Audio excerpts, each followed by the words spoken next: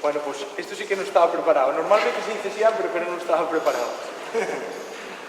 Non me quero repetir, moitas gracias, disfrutamos finalmente facendo o concerto.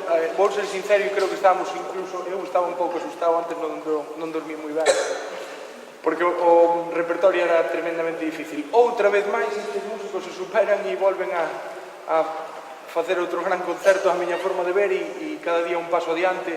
Estou tremendamente contento e, como decía Mari, sí, é verdad que aquí me sinto feliz e disfruto un montón dirigindo esta banda. Moitas gracias e nos vemos na Semana Santa, por suposto. Moitas gracias.